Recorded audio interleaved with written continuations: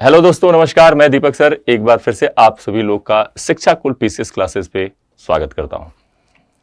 तो बच्चे, जैसा कि हम लोग जान रहे हैं कि इस समय हम लोग यूपी पीसीएस को फोकस करते हुए क्या कर रहे हैं, अपने सेशन को चला रहे हैं।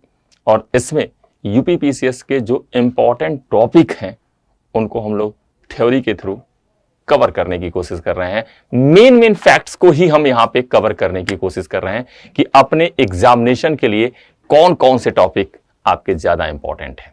साथ साथ इस क्लास में आप लोग को यह भी ध्यान रखा जा रहा है कि यहां पे स्पेशली जो हम लोग को एक रिवीजन क्लास के तौर पे यह दिया जा रहा है, यानी कि आपका एक रिवीजन हो जाए।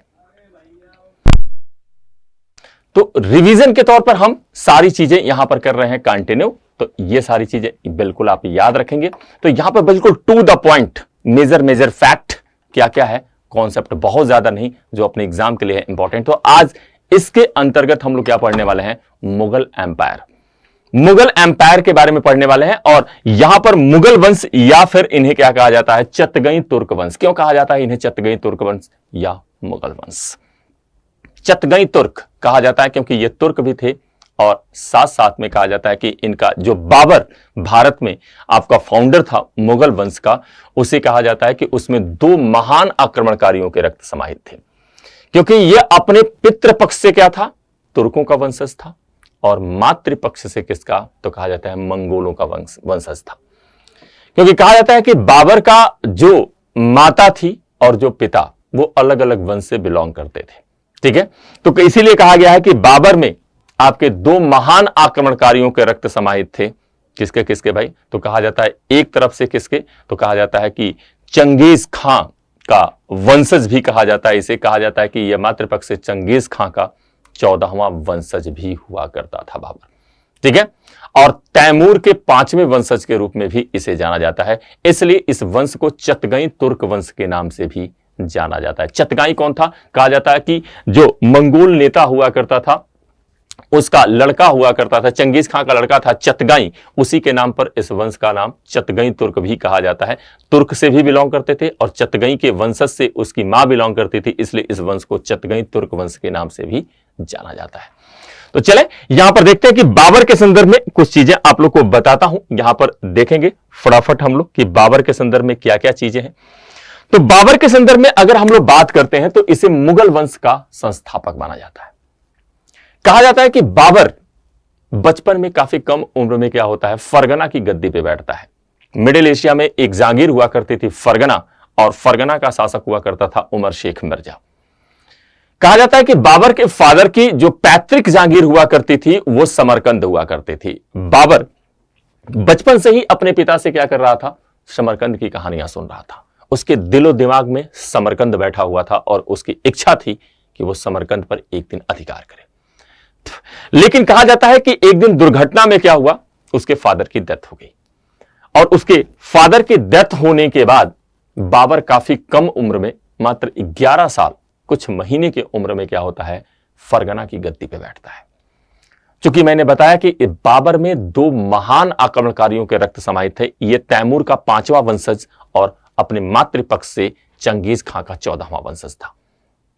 चंगेज खां के लड़के चतगाई के नाम पर ही इस वंश का मैंने बताया नाम चतगाई तुर्क वंश भी पड़ा।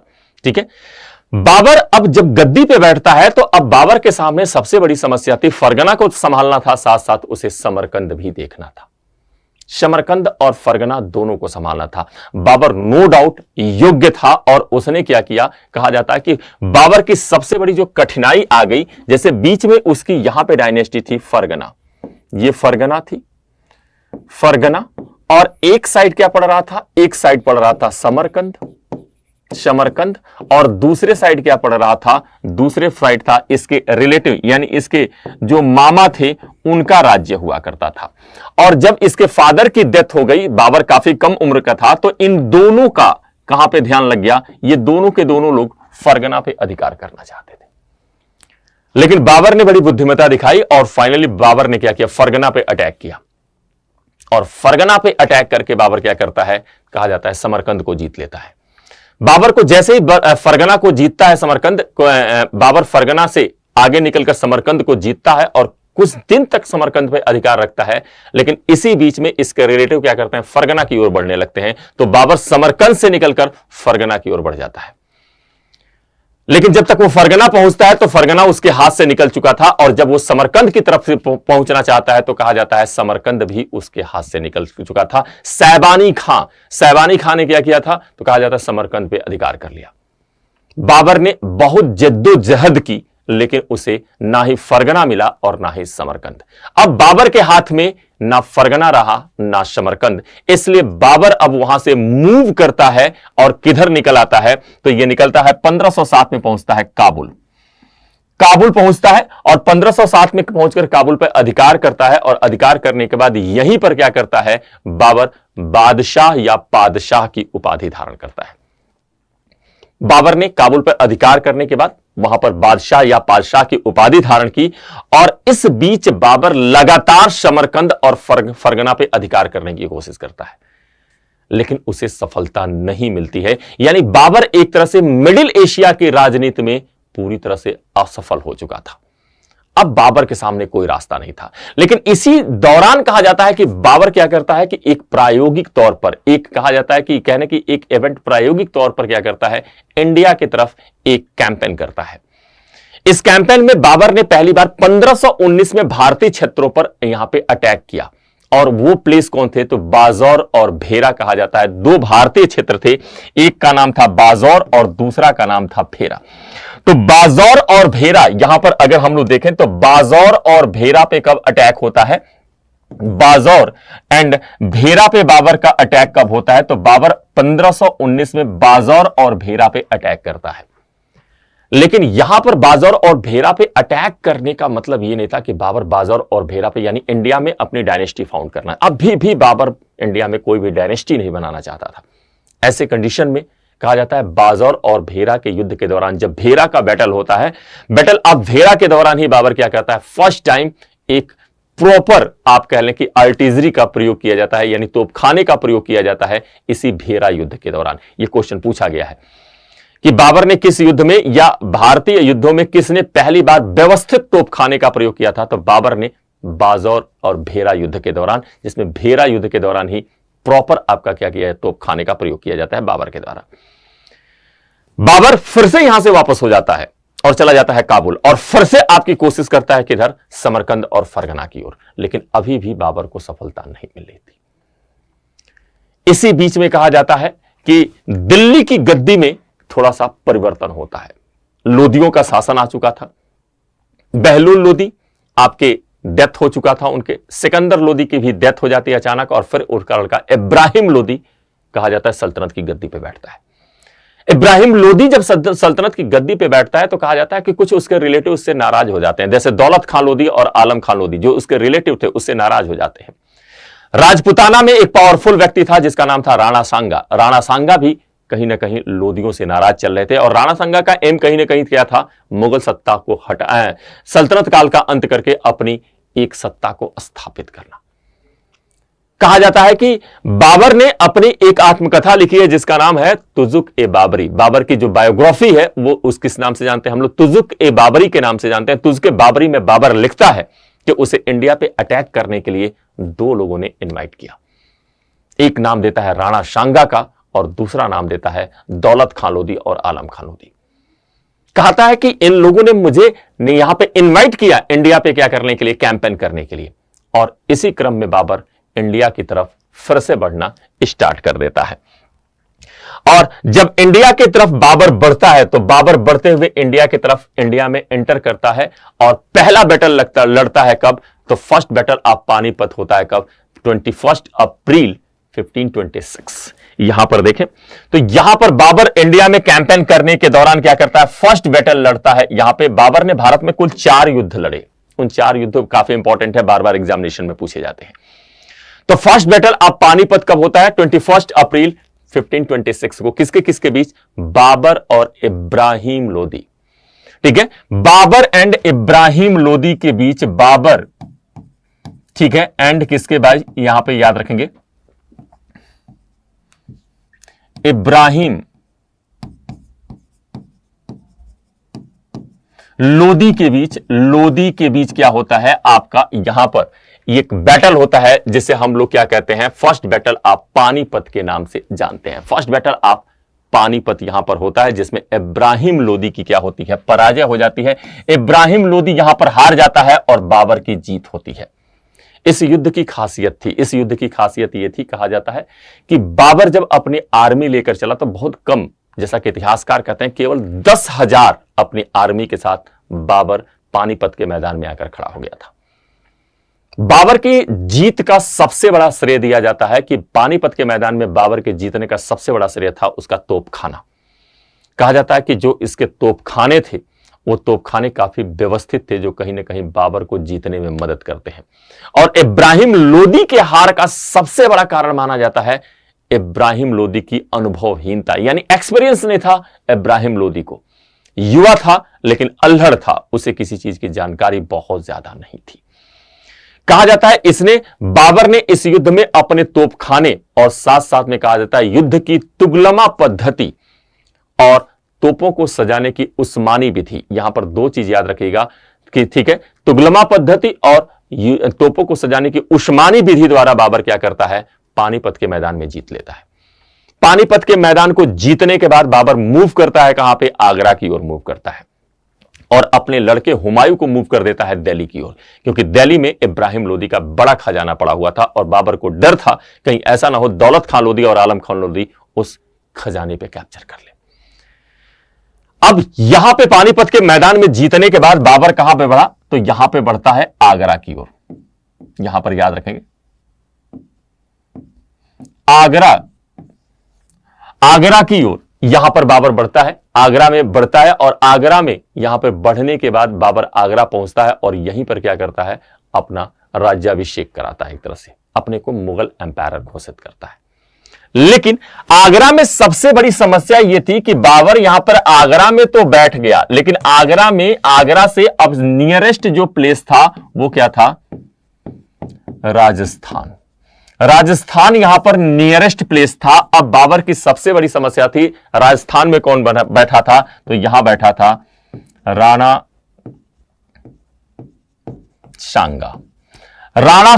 यहां पे हम लोग बात करें तो राणा सांगा कहां बैठा था, राजपूताना में बैठा था। और बाबर जानता था कि उसकी जीत तब तक सुनिश्चित नहीं हो सकती जब तक राजपूतों को नहीं हरा दिया जाए। अब दूसरी प्रॉब्लम यह थी कि राणा सांगा और बाबर की बॉर्डर लाइन आपस में टकराने लगी, तो युद्ध तो होना ही था। 16 मार्च 1527, 16 मार्च 1527 को बाबर और राणा सांगा के बीच कहां पे होता है, बैटल ऑफ खानवा होता है, खानवा का युद्ध होता है। और खानवा के युद्ध में क्या करता है, तो कहा जाता है कि बाबर ने राणा सांगा को हरा दिया। कहा जाता है कि इस युद्ध के समय बाबर ने पहली बार जिहाद का नारा दिया था। सैनिकों से कहा था कि अगर युद्ध में विजयी हुए तो गाजी कहलाएंगे, और इसने कहा था कि मैं तगमा नामक कर वापस ले लूंगा। और तगमा नाम का एक टैक्स होता था जिसको हम लोग क्या कहते थे, तगमा एक सैनिकों से लिया जाने वाला क्या था, टैक्स हुआ करता था। इसे वापस लेने की बात करता है अपने सोल्जर्स से और बाबर जीत जाता है। जीतने के बाद कहा जाता है राजपूतों की डेड बॉडियों की एक मीनार बनवाता है और उस पर चढ़कर गाजी की उपाधि लेता है। अब राजपूताना की तरफ से बाबर का रास्ता साफ हो चुका था, लेकिन अभी भी कहा जाता है कि जो मालवा का बेल्ट था वो बाबर के लिए चैलेंजिंग था, क्योंकि मालवा के बेल्ट में बैठा था मेदिनी राय, और मेदिनी राय अभी भी बाबर को चैलेंज कर सकता था, वो भी एक राजपूत राजा था। फाइनली बाबर का अगला कैंपेन होता है कहां पे, तो कहा जाता है मेदिनी राय के रूप में के तरफ होता है। और मेदिनी राय के साथ 29 जनवरी 1528 को बाबर बैटल ऑफ चंदेरी लड़ता है, चंदेरी का युद्ध लड़ता है, और चंदेरी के युद्ध में मेदिनी राय की हार हो जाती है। कहा जाता है कि खानवा युद्ध में वही टेक्निक जो खानवा युद्ध में बाबर ने अपनाई थी, सेम टेक्निक इसने कहां पर, चंदेरी के युद्ध में भी अपनाया था, और यहां पर मेदिनी राय को इसने क्या किया, पराजित कर दिया। तो यहां पर आपका कौन हार जाता है, बाबर से हार गया कौन, तो यहां पर याद रखेंगे मेदिनी राय। मेदिनी राय यहां पर क्या होता है, बाबर से यहां पर आपका पराजित हो जाता है। ठीक है, अब बचे खुचे जो अफगान थे वो बाबर के खिलाफ खड़े हो रहे थे। जिसमें इब्राहिम खान लोदी, दौलत खान लोदी, ये सभी क्या कर रहे थे, यहां पर बाबर के खिलाफ कैंपेन करने के लिए तैयार थे। अब फाइनल टेस्ट देना था बाबर को, तो फाइनल टेस्ट देने के लिए बैटल ऑफ घाघरा होता है कब, 5 अप्रैल 1529 को। बाबर अपने जीवन का अंतिम युद्ध लड़ता है कब, तो यहां पर 5 अप्रैल 1529 को लड़ता है, जिसे बैटल ऑफ घाघरा या घाघरा के युद्ध के नाम से हम लोग जानते हैं। किसके साथ, अफगान्स के साथ। और अफगान्स को यहां पर बाबर पराजित कर देता है। यानी कि भारत में कैंपेन करने के बाद, भारत में एंटर करने के बाद बाबर ने अपने लाइफ में 4 युद्ध लड़े और चारों के चारों युद्ध में बाबर विजयी रहा, चारों के चारों युद्ध में जीता। तो ये चारों के चारों बैटल जरूर याद रखेंगे, ठीक है। जैसे देखिए यहां पर मैंने कुछ इंपॉर्टेंट चीजें दे दी है जिसको आप लोग को याद रखना है एग्जामिनेशन पर्पस से। तो यहां पर क्या करना है, बाबर ने खानवा के युद्ध के दौरान क्या किया था, जिहाद का नारा दिया था और युद्ध में जीतने के बाद क्या करता है, टाइटल लेता है, गाजी की टाइटल लेता है, गाजी की उपाधि लेता है। बाबर ने अपनी जो बायोग्राफी लिखी है वो बायोग्राफी किस नाम से लिखी है, तुजुक ए बाबरी, या इसी को हम लोग क्या कहते हैं, बाबरनामा के नाम से भी जानते हैं, जो किस लैंग्वेज में, तुर्की लैंग्वेज में या टर्की लैंग्वेज में लिखी गई है। जो बाबर की क्या है, बायोग्राफी है, जो स्वयं बाबर द्वारा लिखी गई है। तुर्की भाषा से इसे इंग्लिश में ट्रांसलेट करने का काम किसने किया था, मिसेस बेवरीज द्वारा इसे क्या किया जाता है, तुर्की लैंग्वेज से इंग्लिश में ट्रांसलेट किया जाता है कब, 1905 में ट्रांसलेट किया जाता है। बाबर ने शाहरुख और बाबरी नाम के कॉइन्स भी चलाए थे। इसने 2 प्रकार के कॉइन्स चलाए थे, एक का नाम था शाहरुख और दूसरे का नाम था बाबरी।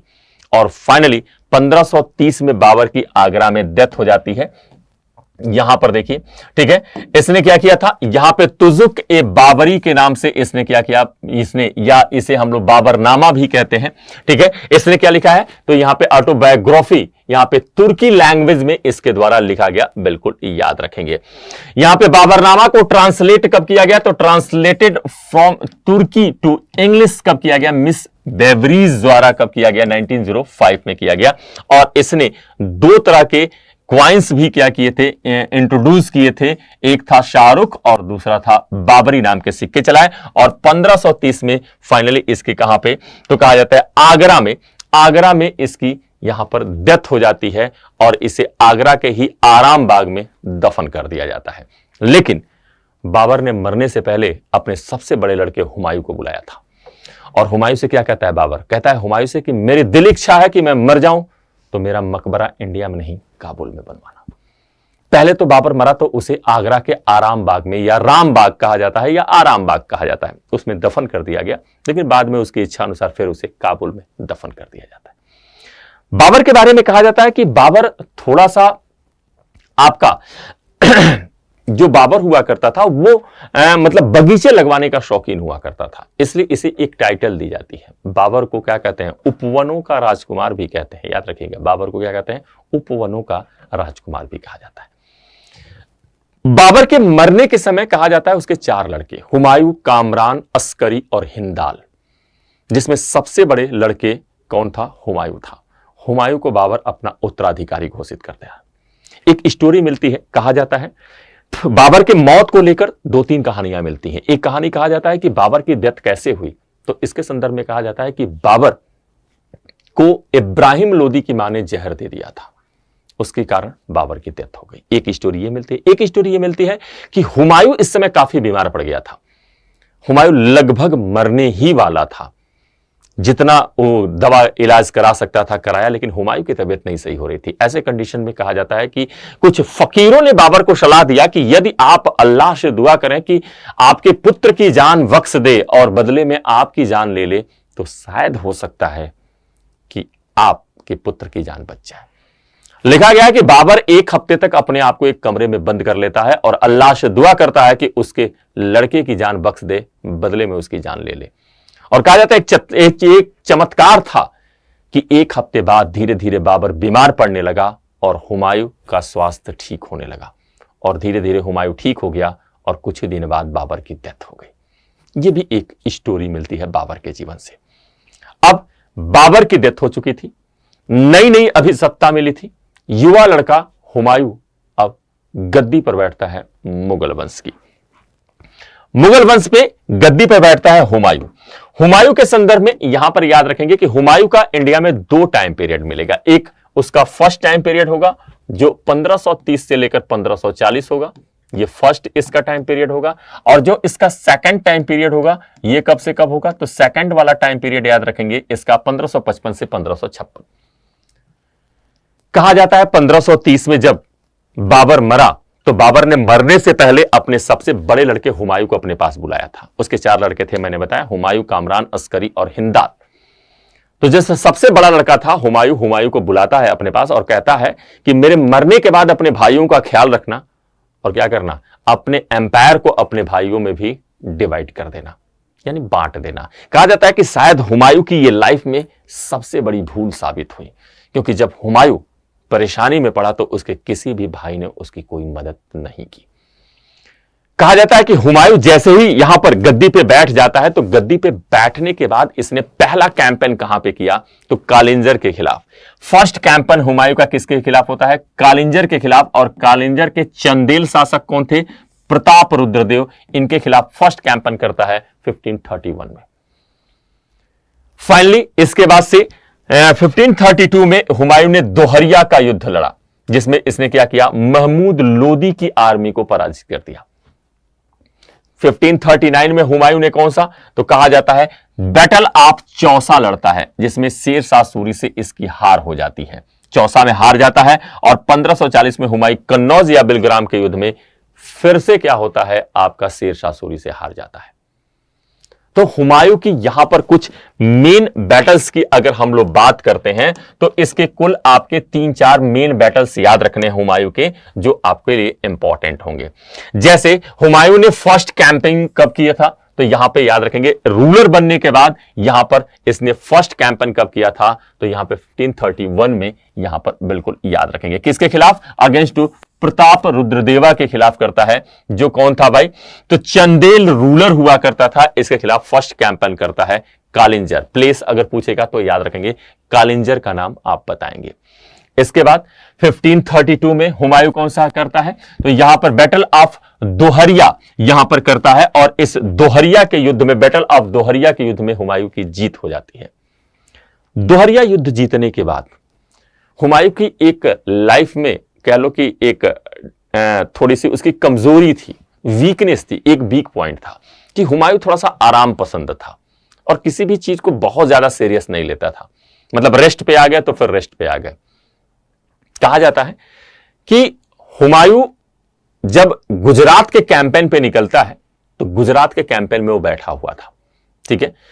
इस दौरान कहा जाता है कि हुमायूं गुजरात के कैंपेन में बैठा था, गुजरात को जीत चुका था, लेकिन वहां पे बड़े आराम से बैठा हुआ था। डांस, म्यूजिक, वाइन, ये सारी चीजें चल रही थी। और इसी दौरान कहा जाता है शेर शाह सूरी बिहार, बंगाल और स्पेशली आप कह लें कि यूपी के कुछ सेक्शन में अपने पावर को बढ़ा रहा था। आगरा से कंटिन्यू हुमायूं को मैसेज जा रहा था कि भाई शेर शाह सूरी अपना पावर बढ़ा रहा है, आप कुछ करो, लेकिन हुमायूं तक मैसेज ही नहीं जा रहा था। फाइनली 3 महीने बाद हुमायूं को मैसेज मिला कि शेर शाह सूरी पावर अपनी बढ़ा रहा है। हालांकि इसके पहले हुमायूं और आपके बाबर और शेर शाह की मुलाकात हो चुकी थी और शेर शाह सूरी ने बाबर को यह वचन दिया था कि वह कभी भी मुगलों के अगेंस्ट नहीं जाएगा। लेकिन जैसे ही बाबर की डेथ होती है तो हुमायूं आपका शेर शाह सूरी अपना सर उठाना शुरू कर देता है। हुमायूं को पता चला कि शेर शाह सूरी क्या करना है, तो यहां पे आपके कहा जाता है कि बनारस के पास वो कैंपेन में लगा हुआ है। हुमायूं कहा जाता है कि वहां से निकलता है और यहां पर शेर शाह सूरी को घेरने की कोशिश करता है, लेकिन शेर शाह सूरी यहां से क्या करता है, अपने लड़के को हुमायूं को रोकने के लिए लगाकर बंगाल को लूटने के लिए निकल जाता है शेर शाह सूरी। जब बंगाल को शेर शाह सूरी पूरी तरह लूट लेता है तब अपने लड़के को वापस बुला लेता है और हुमायूं उसका पीछा करते करते बंगाल पहुंचता है। हुमायूं बंगाल में पहुंचता है तो देखता है कि बंगाल पूरी तरह से लूटा जा चुका है। शेर शाह सूरी ने उसे पूरी तरह से लूट लिया था। हुमायूं फिर 3-4 महीने वहीं पर रुक जाता है। कहां पे, लूटे हुए बंगाल में बैठकर हुमायूं क्या करता है, रंगरलियां मनाता है। कहा जाता है कि यहां पे डांस, म्यूजिक, ये सारी चीजें चल रही थी। फिर से आगरा से लगातार जब मैसेज आने लगता है तो फिर 3-4 महीने बाद हुमायूं निकलता है शेर शाह सूरी का पीछा करता हुआ। कहा जाता है शेर शाह सूरी यहां से निकलकर कहां पहुंच चुका था, बिहार में पहुंच चुका था और बिहार में एक किला हुआ करता था रोहतासगढ़, रोहतासगढ़ के किले में यहां पर शेर शाह सूरी पहुंचता है और कहता है कि वहां के किलेदार जो हिंदू हुए करते थे उनसे क्या करता है, उनसे मदद मांगता है कि यहां पर मुझे आप कुछ दिन रहने के लिए मदद कर दो। लेकिन किलेदार ने मना कर दिया क्योंकि वो हुमायूं का खतरा नहीं मोल लेना चाहता था। इसलिए शेर शाह सूरी ने कहा कि हमारी फैमिली और बच्चों को कम से कम यहां पर सहारा दे दो, हुमायूं हमारे पीछे पड़ा हुआ है। किलेदार उसके बातों में आ जाता है और शेर शाह सूरी बड़ी चालाकी से क्या करता है, अपने फीमेल्स यानी उनके जो फैमिली मेंबर्स थे, जो लेडीज थी, उनके भेष में अपने सैनिकों को किले के भीतर भेजता है और वो सैनिक क्या करते हैं, किले पे अधिकार कर लेते हैं। किले पे अधिकार करने के बाद वहां पे अपनी फैमिली को सुरक्षित करके क्या होता है, शेर शाह सूरी बैक होता है हुमायूं का मुकाबला करने के लिए और आके खड़ा हो जाता है कहां पे, चौसा में। 1539 की बात है। 1539 यहां पर देखिए हुमायूं और यहां पर कौन, शेर शाह सूरी, दोनों चौसा में आकर खड़े हो जाते हैं। चौसा में कहा जाता है दो नदियां बहा करती थी, गंगा और कर्मनाशा। एक साइड से आती थी गंगा नदी और दूसरे साइड से आती थी कर्मनाशा नदी। हुमायूं ने अपना कैंप कहां पे लगाया, हुमायूं का कैंप यहां पे लगा और शेर शाह ने अपना कैंप यहां पे कहां पे लगाया, तो गंगा के दूसरे साइड में ऊंचाई वाले हिस्से में। और हुमायूं ने अपना कैंप कहां पे लगाया था, तो कहा जाता है गंगा और आपके कर्मनाशा रिवर के वैली में लगाया था। हुमायूं चूंकि बिहार के पॉलिटिक्स और बिहार के ज्योग्राफिकल स्ट्रक्चर से भलीभांति परिचित था, इसलिए शेर शाह जानता था कि हुमायूं ने कैंप गलत जगह लगाया है। अगर मैं इसे 2-3 महीने यहां पे झिला दिया तो बारिश शुरू हो जाएगी। और हुआ भी ऐसा, शेर शाह अपने कार्य में सफल रहा। 3 महीने तक कहा जाता है दोनों की आर्मी एक दूसरे के आमने सामने पड़ी रही, लेकिन बैटल नहीं हुआ, युद्ध नहीं हुआ। अचानक एक रात बारिश, तेज की बारिश शुरू हुई और कर्मनाशा और गंगा दोनों में बाढ़ आ गई और हुमायूं के कैंप में पानी घुस गया। ऐसी दशा में अब हुमायूं की सेना तितर बितर हो गई, इधर उधर भागने लगी। तब शेर शाह सूरी ने मौका देखा और हुमायूं के ऊपर अटैक कर दिया। कहा जाता है हुमायूं बड़ी मुश्किल से हाथी पर बैठकर अपनी जान बचाने की कोशिश करता है, लेकिन उसका हाथी भी डूब जाता है। तभी एक निजाम नामक भिस्ती ने हुमायूं की जान बचाई थी। ये आपके इंटरव्यू लेवल का पूछा गया क्वेश्चन है, ठीक है। निजाम नामक भिस्ती ने उसकी जान बचाई, किसी तरह हुमायूं की जान तो बच गई। लेकिन कहा जाता है कि हुमायूं ने उस भिस्ती से कहा था कि यदि मैं मुगल एम्पायर रहा तो तुम्हें एक दिन का एम्पायर बनाऊंगा, और इसे हुमायूं ने एक दिन का एम्पायर भी बनाया था, जिसने लेदर कॉइन इशू किए थे। फाइनली यहां पर जब यह हार जाता है, हुमायूं यहां पर हारता है। हुमायूं के हारने के बाद क्या होता है, हुमायूं चला जाता है वापस कहां पे, आगरा की ओर बढ़ता है अपनी जान बचाकर। शेर शाह सूरी उसके पीछे चलता है और शेर शाह सूरी उसका पीछा करते हुए पहुंच जाता है आगरा के पास। हुमायूं पहुंचता है आगरा। आगरा अपने भाइयों से मदद मांगता है, लेकिन उसके किसी भी भाई ने उसकी मदद करने से मना कर दिया, सिवाय एक के हिंदाल ने थोड़ी सी उसकी मदद की थी। फाइनली जितने मुगल वंश के लोग थे सभी हुमायूं को सजेस्ट कर रहे थे हमें इंडिया छोड़ देना चाहिए क्योंकि हम शेर शाह सूरी का मुकाबला नहीं कर पाएंगे। लेकिन हुमायूं कहा कि नहीं, वो शेर शाह सूरी का मुकाबला करेगा और आगरा में नहीं बल्कि आगरा से बढ़कर आगे करेगा। हुमायूं कन्नौज पहुंचता है और उधर शेर शाह सूरी भी कन्नौज पहुंच चुका था। और यहीं पे कन्नौज में 1540 में दोनों के बीच क्या होता है, यहां पर कहा जाता है कि बैटल ऑफ कन्नौज, एक यहां पे युद्ध होता है और इस युद्ध में हुमायूं हार जाता है और यहीं से हुमायूं का अब 15 सालों के लिए भारत से निष्कासन हो जाता है। तो ये हुमायूं की एक रफली और एक ब्रीफ स्टोरी मैंने आप लोग को सुना दी। ये सारी चीजें यहां पर नोट डाउन है। अब देखिए, अब यहां पर 15 साल के लिए जब हुमायूं निष्कासित हो गया, यानी इंडिया से अब वो बाहर होता है, तो हुमायूं जब निकलता है यहां से तो कहा जाता है कि हुमायूं पहुंचता है अपने भाइयों के पास, लेकिन उसके किसी भी भाई ने उसकी कोई मदद नहीं की। हिंदाल ने कहा कि ठीक है, अपनी फैमिली कुछ दिन छोड़ दो। अब उसकी फैमिली को कुछ दिन अपने पास रखता है। फैमिली में क्या था, अभी हुमायूं की यहां पे कहा जाता है शादी नहीं हुई थी।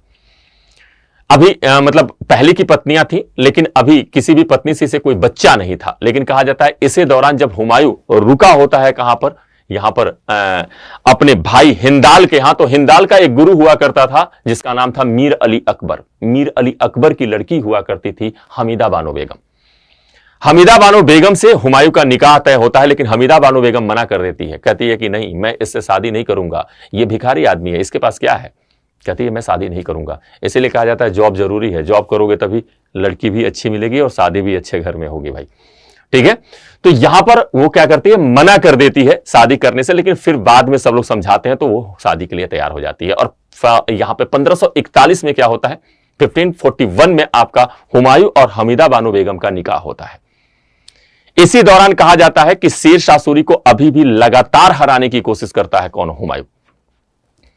और इसके लिए वो राजपूताना के एक राजा के साथ क्या करता है, एक टेरिटरी करता है, एक संधि करता है और उसके साथ मिलने जाने वाला रहता है। लेकिन रास्ते में उसे पता चलता है कि वो राजा पहले से ही शेर शाह सूरी के साथ मिल गया है, और यदि वो राजा के पास जाता है तो वो क्या करेगा, उसे गिरफ्तार करके शेर शाह सूरी के हवाले कर देगा।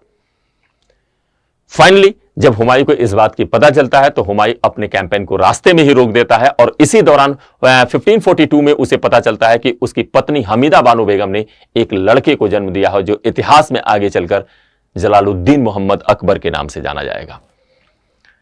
हुमायूं को पता चलता है, लिखा गया है कि हुमायूं के पास इतने पैसे नहीं थे कि वो अपनी आर्मी का मुंह मीठा करा पाए, लेकिन हुमायूं की एक खासियत होती थी कि वो अपने पास केसर और अफीम हरदम रखता था। अफीम का शौकीन आदमी था। उसने क्या किया, केसर निकाला, अपने सैनिकों में बांटा और कहा अपना मुंह मीठा करो और मेरे पुत्र के लिए दुआ करो। हुमायूं वापस आता है। राणा बीरसाल के महल में उसका फैमिली था, जहां पे हमीदा बानो बेगम ने अकबर को जन्म दिया था। कहा जाता है वहां से अपनी फैमिली को लेकर क्या करता है कि वहीं पे महाम अंगा के नियंत्रण में छोड़ देता है बालक बच्चे को, और अपनी वाइफ के साथ निकल पड़ता है। कहां के लिए, तो कहा जाता है ईरान चला जाता है।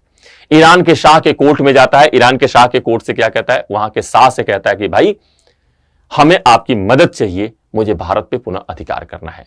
लेकिन ईरान का शाह कहता है कि अगर तुम क्या करो, शिया धर्म, ठीक है, शिया और सुन्नी का यहां पे एक्सेप्ट करने की बात करता है। लेकिन हुमायूं कुछ समय के लिए शिया धर्म को स्वीकार कर लेता है, ठीक है। तो किस धर्म के लिए क्या करता है, शिया धर्म को स्वीकार कर लेता है। यह भी क्वेश्चन पूछा गया है कई बार कि कौन सा मुगल एम्पायर था जिसने कुछ समय के लिए शिया धर्म को स्वीकार किया था। हुमायूं ने अपने निष्कासन के दौरान स्वीकार किया था। वापस आता है हुमायूं, एक आर्मी इकट्ठी करता है। इसी दौरान बैरम खां से उसकी मुलाकात होती है और फाइनली हुमायूं अब इंडिया की ओर आगे बढ़ता है। जब इंडिया की ओर आगे बढ़ता है तो कहा जाता है कि यहां पर इंडिया की ओर आगे बढ़ते हुए सबसे पहले जब इसके भाइयों को पता चला कि हुमायूं एक बड़ी आर्मी के लेकर इंडिया की तरफ बढ़ रहा है, तो कहा जाता है उसके भाई ही उसके सबसे बड़े दुश्मन हो जाते हैं। इधर उनके भाइयों ने क्या किया, कहा जाता है कि राणा बीरसाल के महल पे अटैक करके 8 साल के अकबर को, 8 या 12 साल का अकबर था, 8-9 साल का नहीं, सॉरी 12 साल, 11-12 साल का अकबर था। कहा जाता है कि उसको क्या करते हैं, गिरफ्तार कर लेते हैं। और क्या करते हैं, जब हुमायूं की तोपें किले पे चल रही थी तो क्या किया जाता है, बालक अकबर को किले के फाटक से उल्टा करके लटका दिया जाता है। बड़ी मुश्किल से हुमायूं क्या करता है, अकबर की जान बचाता है और अपने भाइयों पर विजय हासिल करता है, और विजय हासिल करके दिल्ली की ओर कूच करता है। पहुंचता है कहां पे, पंजाब। पंजाब में कहा जाता है 1555 में 2 बैटल लड़ता है, किसके साथ, तो कहा जाता है सिकंदर सूर के साथ 2 युद्ध होते हैं, एक battle of Machhiwara and battle of Sirhind. और सरहिंद की युद्ध में जीतने के बाद बाबर ने पुनः दिल्ली की गद्दी पे अधिकार कर लिया। तो बैटल ऑफ मच्छीवाड़ा यहां पर याद रखेंगे, बैटल ऑफ मच्छीवाड़ा और बैटल ऑफ सरहिंद दोनों कब लड़े गए, 1555 में ही लड़े गए। पहले मच्छीवाड़ा हुआ, फिर सरहिंद हुआ, और सिकंदर सूर को पराजित करके हुमायूं ने पुनः दिल्ली की गद्दी पे अधिकार कर लिया। लेकिन खुशी ज्यादा दिन हुमायूं के हिस्से में नहीं रही। जनवरी 1556 की बात है, जब वो दिल्ली के दीन पनाह में क्या कर रहा था, अपनी मिनिस्ट्री के साथ मीटिंग कर रहा था। अचानक शाम के जो नमाज की अजान हुई, उसकी अजान कानों तक अजान की आवाज पहुंची, और जल्दी जल्दी सीढ़ियों से उतर रहा था, पैर स्लिप किया और हुमायूं गिरा, और उसके बाद उसकी डेथ हो गई। हालांकि 15 दिन तक वो कोमे में रहा था, उसके बाद उसकी डेथ हो जाती है और उसे दिल्ली में दफन कर दिया जाता है। हुमायूं को कहा जाता है कि दिल्ली में दफनाया गया, इसका मकबरा ताजमहल का पूर्वगामी माना जाता है। यानी कि ताजमहल की जो डिजाइन है, जो स्ट्रक्चर है, पहली बार हुमायूं के मकबरे में देखने को मिलती है। जैसे 4 मीनार सिस्टम पहली बार कहां पे दिखाई देता है, तो हम लोग को हुमायूं के मकबरे में। साथ साथ ताजमहल को क्या कहते हैं, तो ताजमहल को कहा जाता है एक वफादार बीवी का महबूबाना पेशकश भी किसको कहते हैं, ताजमहल को कहते हैं। बिल्कुल बच्चे याद रखेंगे। और लेनपुल हुमायूं की इस घटनाओं को देखते हुए क्या लिखता है कि हुमायूं जिंदगी भर लड़खड़ाता रहा और अंततः लड़खड़ाते हुए उसकी डेथ हो गई। हुमायूं के संदर्भ में कहा जाता है कि हुमायूं ज्योतिष में बड़ा विश्वास करता था, इसलिए सप्ताह के 7 दिन 7 रंग के कपड़े पहनता था ज्योतिष के अकॉर्डिंग। और अफीम का शौकीन व्यक्ति था हुमायूं। इस तरह से हुमायूं की हो जाती है डेथ। ठीक है, तो हुमायूं के कुछ बैटल्स मैंने आपको जो बताए वो बिल्कुल याद रखेंगे, जैसे इसमें बैटल ऑफ मच्छीवाड़ा और बैटल ऑफ सरहिंद यहां पे बिल्कुल इंपॉर्टेंट होगा। ठीक है, यहां पर इनके युद्ध को जरूर याद रखेंगे। मच्छीवाड़ा एंड सरहिंद ये दोनों बैटल काफी आपके इंपॉर्टेंट होंगे और दोनों के दोनों कब हुए थे? 1555 में हुए थे। 1555 में ये दोनों बैटल लड़े गए थे और जनवरी 1556 में क्या होता है? सीढ़ियों से फॉल करके गिरकर हुमायूं की डेथ हो जाती है। बिल्कुल याद रखेंगे। ठीक है, तो इस तरह से यहां पर थोड़ी सी।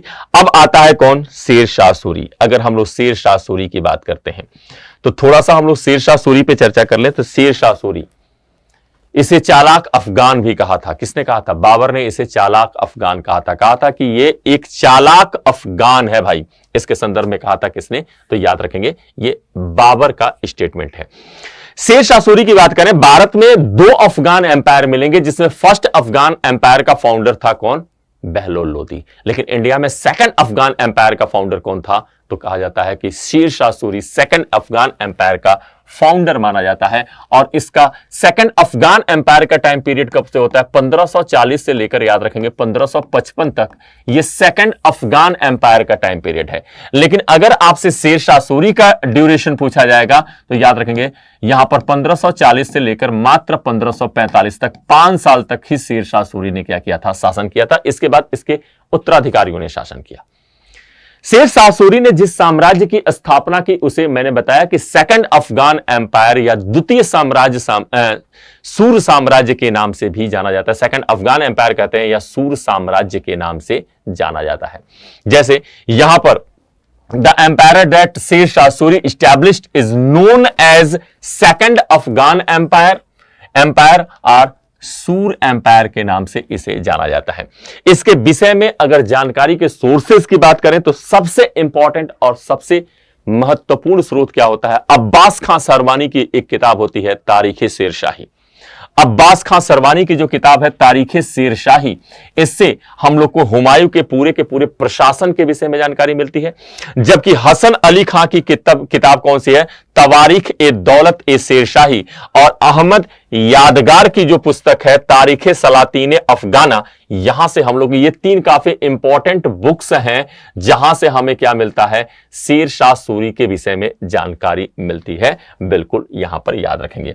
जैसे तारीख सलातनी ए अफगाना, यहां पर यह भी काफी इंपॉर्टेंट है, तारीख सलातनी अफगाना। ठीक है, इसके अलावा यहां पे हम लोग बात करें तारीख ए शेरशाही, यह भी काफी, जो किसका है? अब्बास खां सरवानी का है।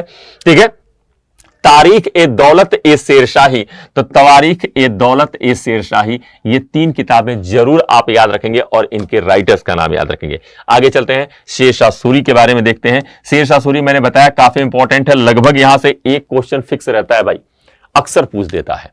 तो शेर शाह सूरी को थोड़ा सा अच्छे से पढ़ना आप लोग।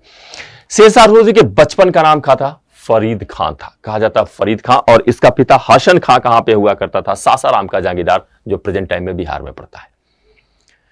कहा जाता है कि यहां इसके पिता के जब सासाराम में, कहा जाता है इसके फादर ने क्या किया था? इसकी मदर की बचपन में ही डेथ हो जाती है, इसलिए इसके फादर ने दूसरी शादी कर ली और सौतेले भाई बहनों के साथ साथ मदर से भी इसकी नहीं बनती थी। जो इसकी स्टेप मदर थी उससे इसकी नहीं बनती थी।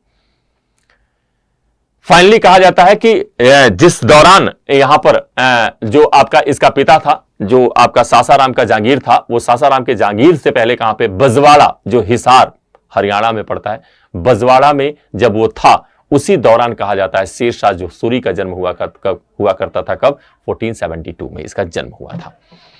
शेर शाह सूरी अपने पिता के मरने के बाद अगर इसके प्राइमरी लाइफ की बात करें तो प्राइमरी लाइफ में कहा जाता है कि जन्म के बाद इसकी माता की डेथ हो गई। फैमिली में काफी कलह हुआ करता था, नहीं बनती थी चीजें। ऐसे कंडीशन में पारिवारिक टेंशन से दूर होकर शेर शाह सूरी कहां चला जाता है? जौनपुर चला जाता है, उत्तर प्रदेश का जौनपुर, और वहीं पे अपनी प्राइमरी एजुकेशन और हायर एजुकेशन कंप्लीट करता है। ठीक है, कहा जाता है कि शेर शाह सूरी को जब गद्दी पे बैठा तो उसे तमाम टाइटल्स दिए जाते हैं। जैसे उसे हजरत ए आला भी कहा जाता है, शेर खान भी कहा जाता है, शेर शाह भी कहा जाता है, चालाक अफगान इसे बाबर ने कहा है। एक शेर मारने के कारण इसे बहार खां लोहानी ने क्या कहा था? शेर शाह कहा था। ठीक है, और इसे धूप में खिला हुआ फूल भी कहा जाता है। कहा जाता है कि इसके पिता, जो इसके फादर थे, इनके पिता के मृत्यु के बाद इब्राहिम लोदी ने इसे क्या किया? सासाराम का जागीरदार नियुक्त कर दिया। इसके फादर की डेथ हो गई तो इसके फैमिली मेंबर, जो इसके सौतेले भाई थे, वो भी दावेदारी कर रहे थे। लेकिन यहां पे कहा जाता है इब्राहिम लोदी इस समय सल्तनत का सुल्तान था और उसने बिहार का जागीरदार शेर शाह को ही सौंपा था। ये बिल्कुल याद रखेंगे। इसके बाद से देखें, शेर शाह सूरी को जब बिहार की सूबेदारी मिल गई तो कहा जाता है कि फैमिली में, जैसा कि मैंने बताया, काफी प्रॉब्लम हो रही थी, इसलिए क्या होता है कि जागीरदारी छोड़कर कहां चला जाता है? कूच बिहार चला जाता है।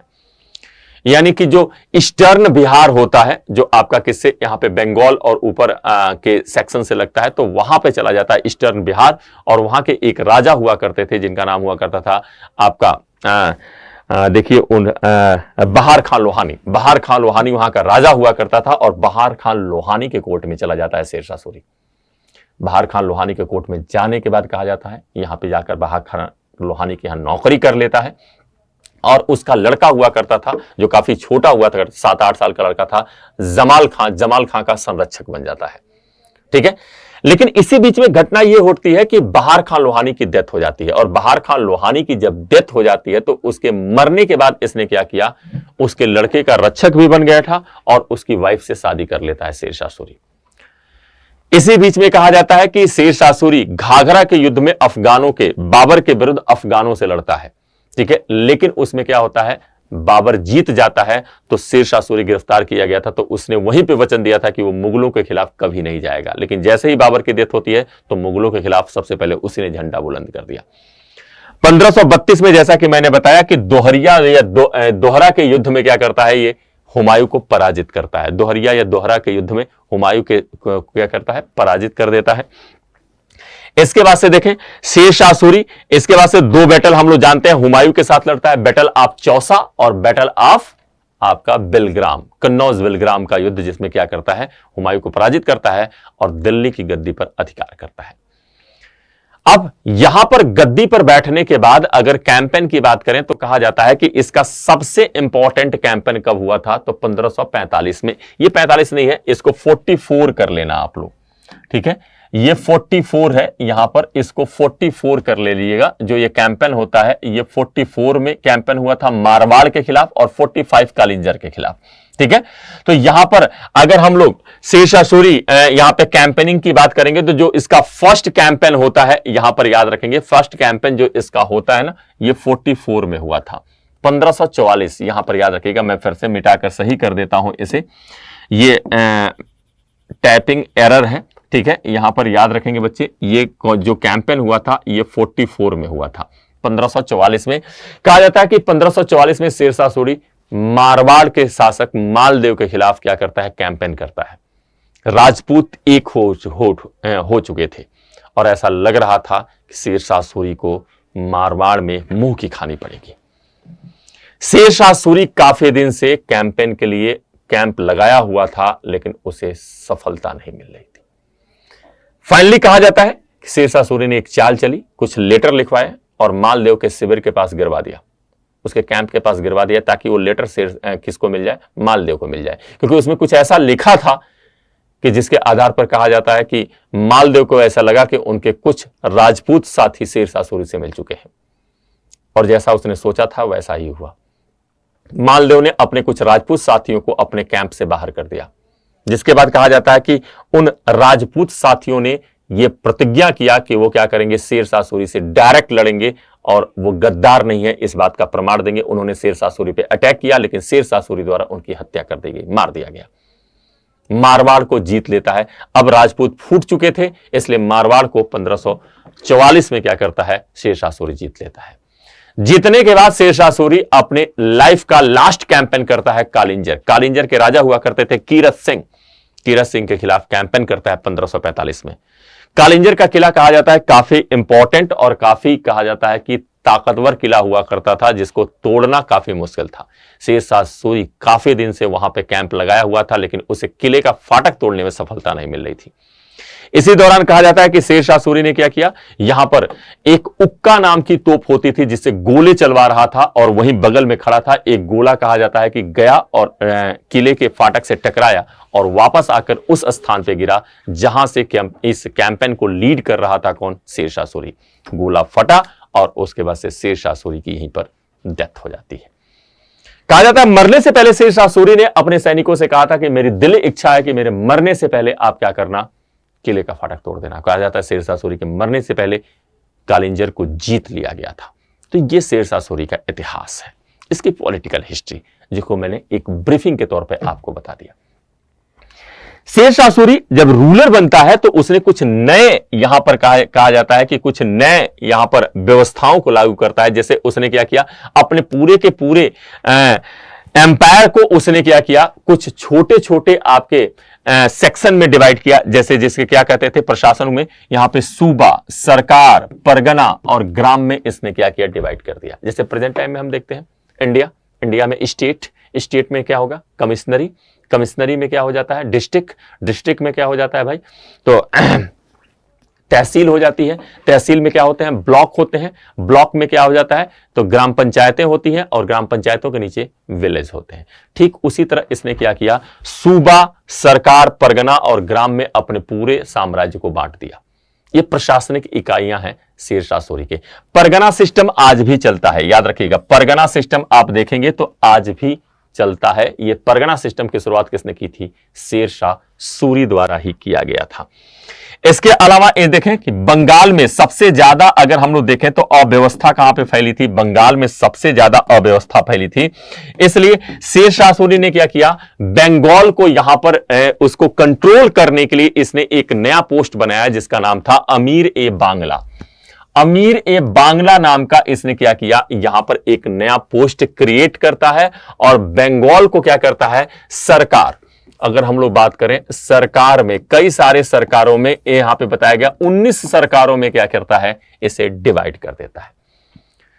कहा जाता है कि इसने क्या किया, एक नया स्केल बनाया था जिसका नाम हुआ करता था गज ए सिकंदरी। गज ए सिकंदरी नाम का इसने स्केल बनाया, किसके लिए, तो कहा जाता है भूमि मापन के लिए इसने लैंड मेजरमेंट के लिए क्या किया था, गज ए सिकंदरी नाम का एक स्केल बनाता है।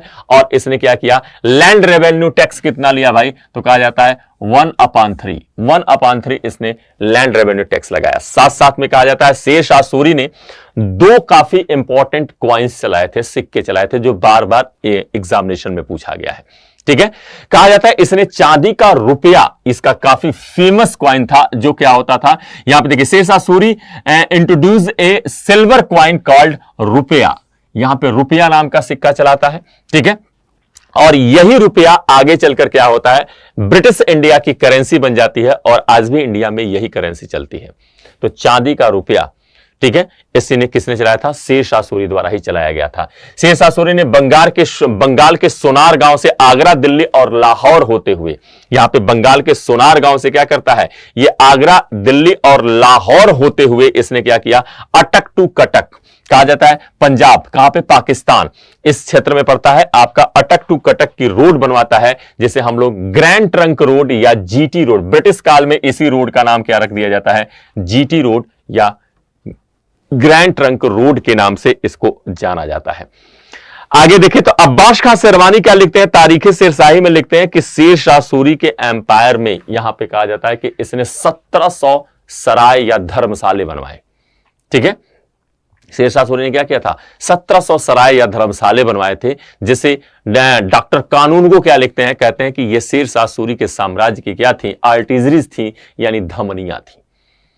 ठीक है, तो यहां पे कहा जाता है कि यहां पे धमनियों के रूप में यहां पे कहा जाता है। पद्मावत के लेखक मलिक मोहम्मद जायसी के बारे में कहा जाता है, शेरशाह सूरी के समय ही इंडिया में कौन हुए थे, तो पद्मावत के लेखक मलिक मोहम्मद जायसी हुए थे।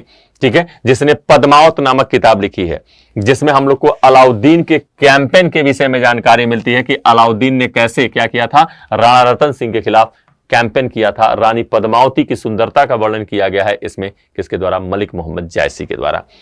शेरशाह सूरी ने शिक्षा के लिए क्या किया, मकतब और मदरसों का निर्माण कराया। तमाम कहा जाता है कि मकतब जो होते थे, मकतबों में क्या होता है, प्राइमरी एजुकेशन, और मदरसों में हायर एजुकेशन दिया जाता है। इस्लामिक ये स्कूल सिस्टम है जिसमें मकतब और मदरसे होते हैं। शेरशाह सूरी ने पाटलिपुत्र का ही क्या करता है, नाम चेंज करता है और इसका नाम रखता है पटना, और कन्नौज का नाम बदलकर इसने क्या किया, शेरशाह सूर नगर रखा था।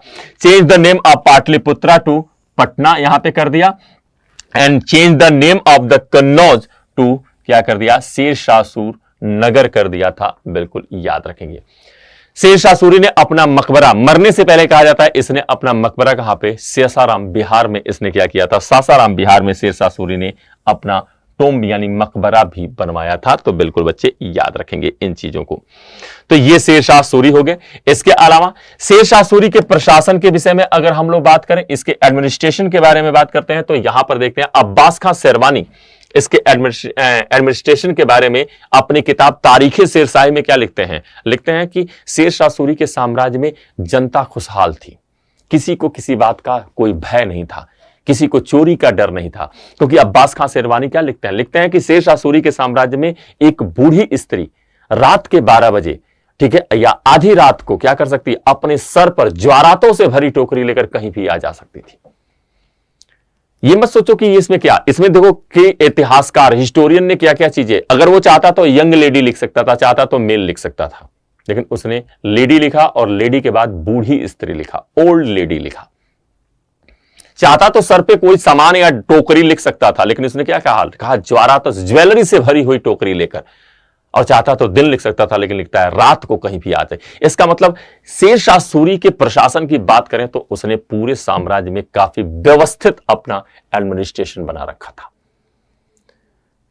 ठीक है, शेरशाह सूरी की फाइनली हम लोग जानते हैं कि आपका कालिंजर वार के दौरान उसकी डेथ हो जाती है, और शेरशाह सूरी के मरने के बाद उसके उत्तराधिकारी आपके शासन करते हैं लगभग 10 वर्षों तक। लास्ट रूलर होता है सिकंदर सूर, जिसे 1555 में मछलिवाड़ा और सरहिंद के युद्ध में कौन, हुमायूं पराजित कर देता है, और पुनः दिल्ली की गद्दी पर हुमायूं का अधिकार हो जाता है। लेकिन हुमायूं इसी दौरान क्या होता है, जनवरी 1556 में हुमायूं की डेथ हो जाती है, और हुमायूं के मरने के बाद हम देखते हैं कि अब कौन आ जाता है, अब आते हैं जलालुद्दीन मोहम्मद अकबर। अब अगला मुगल एम्पायर कौन होगा, जलालुद्दीन मोहम्मद अकबर होगा। तो यहां पर देखें अकबर साहब आगे। अकबर के अगर टाइम पीरियड की बात करें तो अकबर का टाइम पीरियड 1556 से लेकर 1605 तक माना जाता है। अकबर, जलालुद्दीन मोहम्मद अकबर, कहा जाता है कि इसकी स्टोरी बताता हूं। अकबर का जन्म राणा बीर साल के महल में हमीदा बानो बेगम से कब हुआ था, तो 1542 ईस्वी में हुआ था। प्रारंभिक जीवन माता पिता से एक तरह से बचपन दूर रहा किसका, अकबर का, लेकिन माता पिता से इसकी लगाव की कमी नहीं थी। महाम अंगा के ही संरक्षण में यह पला बढ़ा था।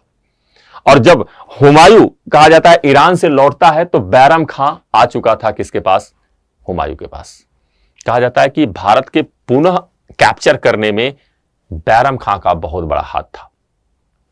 अकबर, अब यहां पर जब हुमायूं जनवरी में डेथ हो जाती है, यहां पर हुमायूं देखिए, यहां पे अकबर के बारे में हम लोग देख लेते हैं।